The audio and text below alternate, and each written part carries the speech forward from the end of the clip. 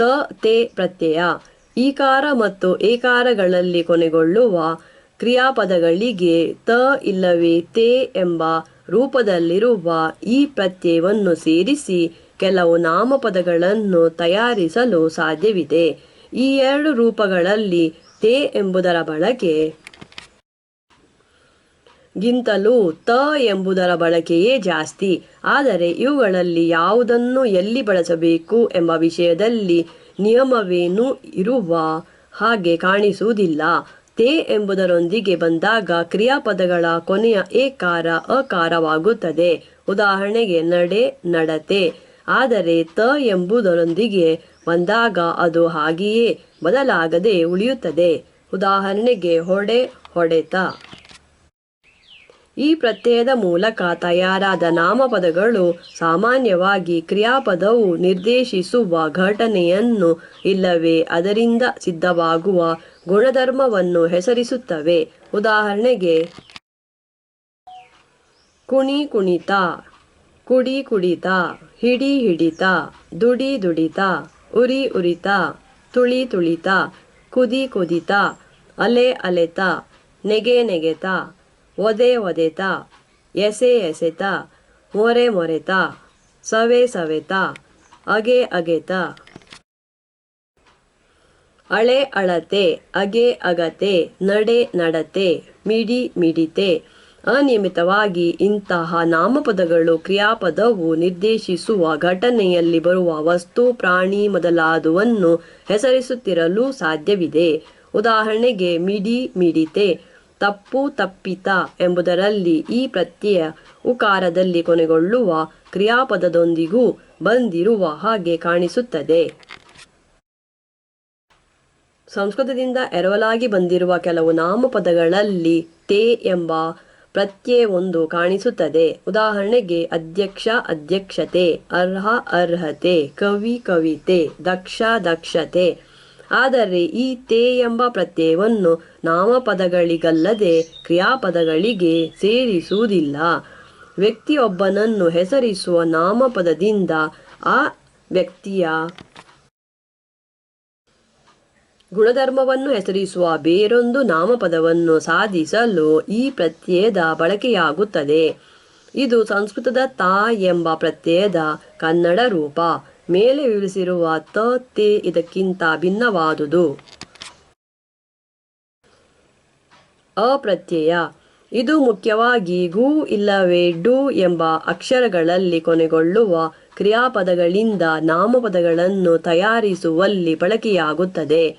ಈ ಪ್ರತ್ಯಯ ಸೇರಿದಾಗ ಕ್ರಿಯಾಪದಗಳ ಕೊನೆಯಲ್ಲಿರುವ ಗು ಮತ್ತು ಡು ಎಂಬ ಅಕ್ಷರಗಳು ಕ ಮತ್ತು ಟ ಎಂದಾಗುತ್ತವೆ. ಎಂದರೆ ಗಕಾರ, ಡಕಾರಗಳು ಕಕಾರ, ಟಕಾರಗಳಾಗುತ್ತವೆ ಮತ್ತು ಅವುಗಳ ನಂತರ ಬರುವ ಉಕಾರ ಬಿದ್ದು ಹೋಗುತ್ತದೆ. ನಡುಗು, ನಡುಕ, ತಿರುಗು, ತಿರುಕ, ಮುರುಗು, ಮುರುಕ, ತೂಗು, ತೂಕ, ಆಡು, ಆಟ, ಓಡು, ಓಟ, ನೋಡು, ನೋಟ, ಕಾಡು, ಕಾಟ, ಮಾಡು, ಮಾಟ, ಕೂಡು, ಕೂಟ. ಆಡು ಎಂಬುದರಲ್ಲಿ ಕೊನೆಗೊಳ್ಳುವ ಹಲವು ಕೂಡು ಕ್ರಿಯಾಪದಗಳು ಕನ್ನಡದಲ್ಲಿದ್ದು ಅವುಗಳಲ್ಲಿ ಕೆಲವು ಕ್ರಿಯಾಪದಗಳೊಂದಿಗೆ ಈ ಪ್ರತ್ಯಯ ಬರಬಲ್ಲುದು. ಇಂತಹ ಬಳಕೆಯಲ್ಲೂ ಕ್ರಿಯಾಪದದ ಕೊನೆಯ ಡು ಎಂಬ ಅಕ್ಷರ ಟ ಎಂದಾಗುತ್ತದೆ. ಉದಾಹರಣೆಗೆ ಹೋರಾಡು, ಹೋರಾಟ, ತಿರುಗಾಡು, ತಿರುಗಾಟ, ಓಡಾಡು, ಓಡಾಟ, ಒದ್ದಾಡು, ಒದ್ದಾಟ. ಆದರೆ ಈ ಪ್ರತ್ಯಯ ಇಂತಹ ಎಲ್ಲ ಕೂಡು ಕ್ರಿಯಾಪದಗಳೊಂದಿಗೂ ನಿಯಮಿತವಾಗಿ ಬರುವುದಿಲ್ಲ. ಉದಾಹರಣೆಗಾಗಿ ಬಿಸಾಡು, ನಗಾಡು, ಮಾತನಾಡು ಮೊದಲಾದವುಗಳೊಂದಿಗೆ ಇದು ಬರುವುದಿಲ್ಲ. ಮತ್ತು ಈ ಪ್ರತ್ಯಯವನ್ನೊಳಗೊಂಡಿರುವ ಮಾರಾಟ, ಹುಡುಗಾಟ ಮೊದಲಾದ ಬೇರೆ ಕೆಲವು ನಾಮಪದಗಳಿಗೆ ಸಮನಾದ ಕೂಡು ಕ್ರಿಯಾಪದ ಕನ್ನಡದಲ್ಲಿ ಬಳಕೆಯಲ್ಲಿಲ್ಲ. ಇದಲ್ಲದೆ ತಲೆತಿರುಕ, ದಾರಿಹೋಕ ಮೊದಲಾದ ಬೇರೆ ಕೆಲವು ನಾಮಪದಗಳಲ್ಲಿ ಈ ಪ್ರತ್ಯಯ ಬಂದಿರುವ ಹಾಗೆ ಕಾಣಿಸುತ್ತದೆ. ಆದರೆ ಇವನ್ನು ತಯಾರಿಸಲು ಬೇಕಾಗುವ ಕೂಡು ಕ್ರಿಯಾಪದಗಳು ಕನ್ನಡದಲ್ಲಿ ಬಳಕೆಯಲ್ಲಿಲ್ಲ. ಊದು ಎಂಬ ಕ್ರಿಯಾಪದಕ್ಕೆ ಇದೇ ಪ್ರತ್ಯಯವನ್ನು ಸೇರಿಸಿ ಊತ ಎಂಬ ಪದವನ್ನು ತಯಾರಿಸಿರುವಲ್ಲಿ ದಕಾರ ತಕಾರವಾಗಿರುವುದನ್ನು ಕಾಣಬಹುದು.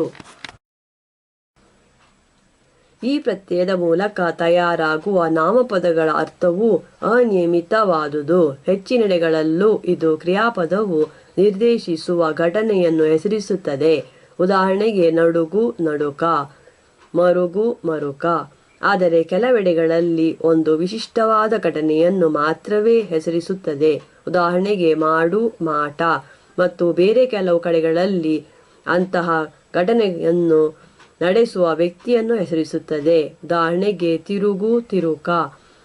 ಅಗಲು ಅಗಲ ಮತ್ತು ತೀರು ತೀರ ಎಂಬವುಗಳಲ್ಲಿ ಇದೇ ಪ್ರತ್ಯಯ ರು ಮತ್ತು ಲು ಎಂಬ ಅಕ್ಷರಗಳಲ್ಲಿ ಕೊನೆಗೊಳ್ಳುವ ಕ್ರಿಯಾಪದಗಳೊಂದಿಗೆ ಬಂದಿರುವುದನ್ನು ಕಾಣಬಹುದು. ವಳಿ ಪ್ರತ್ಯಯ ಕ್ರಿಯಾಪದಗಳಿಗೆ ಈ ಪ್ರತ್ಯಯವನ್ನು ಸೇರಿಸಿದಾಗ ಅವುಗಳ ಕೊನೆಯಲ್ಲಿ ಬರುವ ಏಕಾರ ಅಕಾರವಾಗುತ್ತದೆ ಮತ್ತು ಈಕಾರ ಉಕಾರವಾಗುತ್ತದೆ. ಆದರೆ ಉಕಾರ ಮಾತ್ರ ಬದಲಾಗದೆ ಹಾಗೆಯೇ ಉಳಿಯುತ್ತದೆ. ಇದಲ್ಲದೆ ಉದಾಹರಣೆಗೆ ಹಿಡಿ ಹಿಡುವಳಿಕೆ, ತಿಳಿ ತಿಳುವಳಿಕೆ,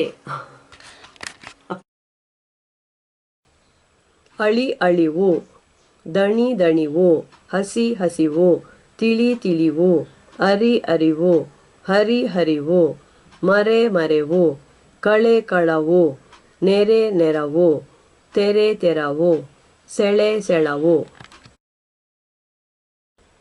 ಒಲವು ಎಂಬ ಪದದಲ್ಲಿ ಅದರ ಒಳರಚನೆಯಲ್ಲಿ ಬರುವ ಒಲಿ ಎಂಬ ಕ್ರಿಯಾಪದದ ಕೊನೆಯ ಈಕಾರವು ಅಕಾರವಾಗಿರುವ ಹಾಗೆ ಕಾಣಿಸುತ್ತದೆ. ಉಕಾರದಲ್ಲಿ ಕೊನೆಗೊಳ್ಳುವ ಕ್ರಿಯಾಪದಗಳಲ್ಲೂ ಕೆಲವು ಈ ಪ್ರತ್ಯಯದೊಂದಿಗೆ ಸೇರಿ ನಾಮಪದಗಳಾಗಿವೆ. ಆದರೆ ಇಂತಹ ಪದಗಳಲ್ಲಿ ಹಲವಾರು ಬದಲಾವಣೆಗಳು ಕಾಣಿಸಿಕೊಳ್ಳುತ್ತವೆ.